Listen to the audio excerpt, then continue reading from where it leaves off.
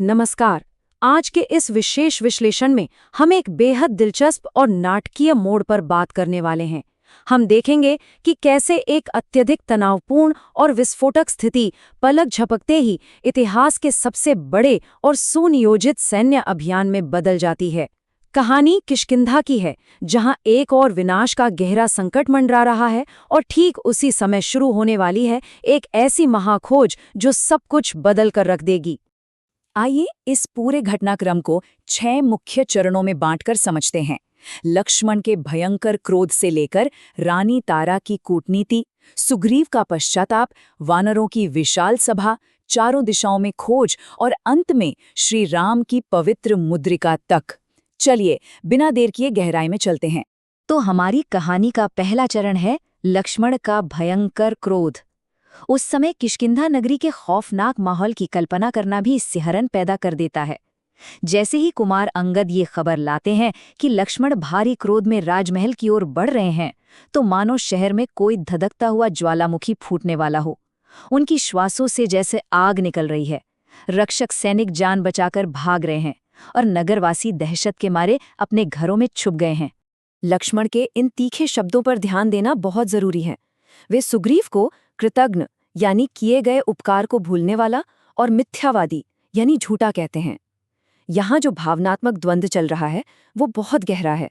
एक मित्र को दिया गया वचन तोड़ना कोई छोटी मोटी बात नहीं है। यह एक ऐसा अपराध है जिसका कोई प्रायश्चित नहीं होता।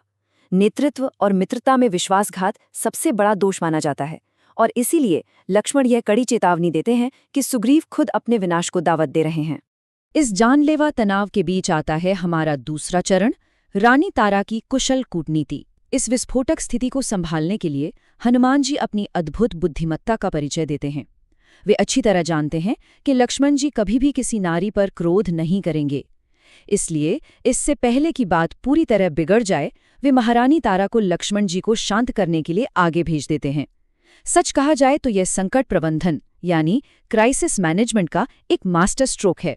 शांत और सम्मानजनक कूटनीति कैसे एक सुलगते हुए ज्वालामुखी को शांत कर सकती है, ये यहाँ बिल्कुल स्पष्ट हो जाता है। महारानी तारा लक्ष्मण जी का पूरा सम्मान करती हैं और बेहद विनम्रता से सुग्रीव का बचाव करती हैं। वे साफ साफ कहती हैं कि सुग्रीव न तो कृतज्ञ हैं और न ही झूठे हैं। वे तो बस भोगविलास और यौवन के मद में समय का भान भूल गए थे। उनके स्पष्टीकरण से लक्ष्मण जी के क्रोध की आंच एकदम मध्यम पड़ जाती है। और यहीं से हम तीसरे चरण पर पहुंचते हैं, सुग्रीव का पश्चाताप और पूर्ण समर्पण। तारा की बातों से जब माहौल थोड़ा शांत होता है, तब सुग्रीव अपना सारा अहंकार एक किनारे रखकर लक्ष्मण जी के सामने आते हैं। वे बिना किसी हिचकिचाहट के अपने अपराध को स्वीकार करते हैं और पूरी तरह से आत्मसमर्पण करते हुए अपनी भारी भूल के लिए क्षमा मांगते हैं। यहाँ सबसे दिलचस्प बात क्या है? हम बाईं ओर एक ऐसे सुग्रीव को देखते हैं जो प्रमाद, विलास और शक्ति के नशे में पूरी तरह खो गया था, लेकिन दाईं ओर वही सुग्रीव अपने कर्तव्य के प्रति पूरी तरह जागृत हो चुका है। इससे एक बात साफ होती है कि एक सच्चा मित्र परिस्थितियों के चलते कुछ पल के लिए भटक जरूर सकता है, लेकिन उसकी अंतरात्मा को झकझोरकर जगाया जा सकता है।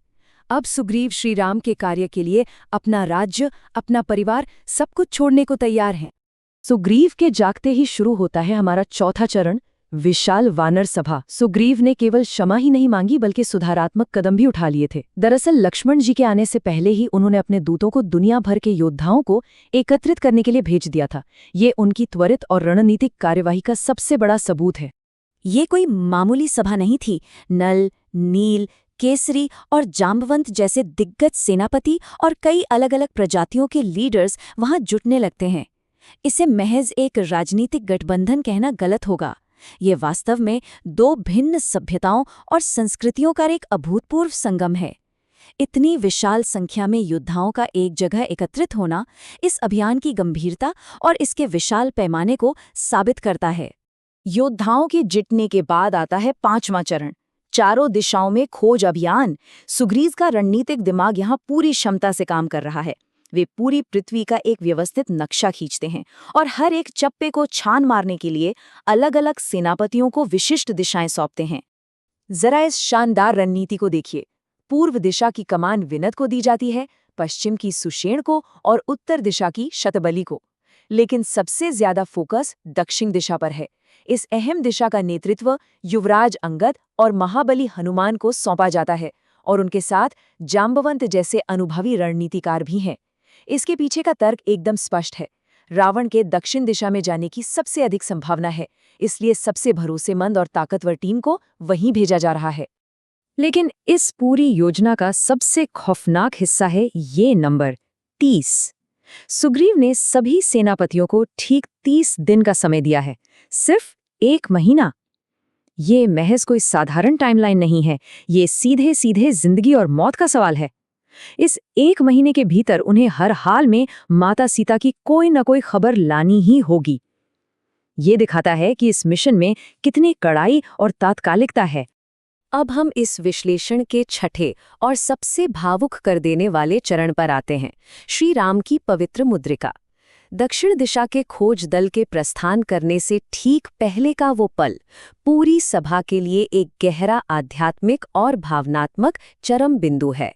रोंगटे खड़े कर देने वाला ये दृश्य श्री राम और हनुमान जी के बीच के अद्भुत संबंध को दर्शाता है। श्री राम भीड़ में से हनुमान जी को अपने पास बुलाते हैं।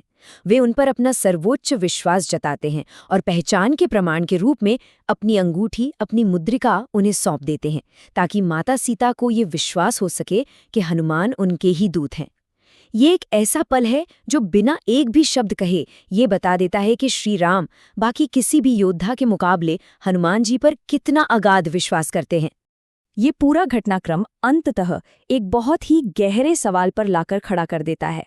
क्या श्री राम का ये अटूट विश्वास और ये पवित्र मुद्रिका हनुमान जी का माता सीता तक पहुंचने का मार्ग प्रशस्त कर पाएगी?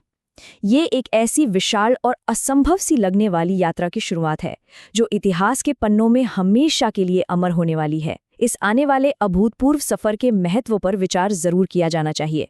इस विश्लेषण का हिस्सा बनने के लिए बहुत बहुत धन्यवाद।